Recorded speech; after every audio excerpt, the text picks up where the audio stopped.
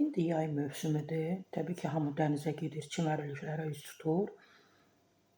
Demək olar ki, gündəlik də olmasa gün aşırı hansı hadisənin baş verdiyini eşidirik. Ən çox da Xəzər dənizində boğulan, yarım boğulan və yaxud boğulmaq istəyirdilər, çəkib kənara çıxartdılar. Belə tez-tez xəbərlər alırıq.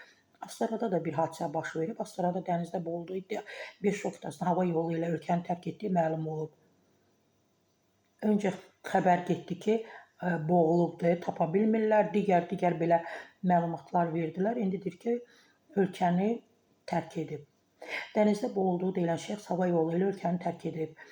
Təbii ki, istinad edirəm API-ya, Cənub bölgəsinin bürosunun daha doğrusu verdiyi xəbərə görə avqust ayının 19-da saat 19 radələrində Masallı rayon sakini 36 yaşlı Elmar Məmmədlinin Xəzər dənizinin Astara şəhəri ərazisindəki çimərliyində boğulması, meyitinin isə suda itkin düşməsi barədə polisə məlumat daxil olub daha doğrusu.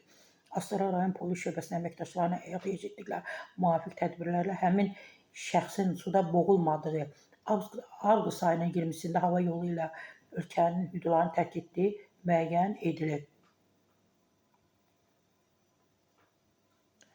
Necə getməsi maraqlıdır. Bəli. Mən bəzi videolara baxdım, yaxınları, doğmaları ağlayırdı ki, heç kim heç nə etmək istəmir, tapmırıq, azından nəşi tapılsın, gətirək, dəfn edək.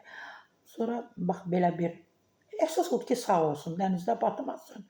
İndi niyə gedib, nə üçün gedib, onu inşallah bilərik.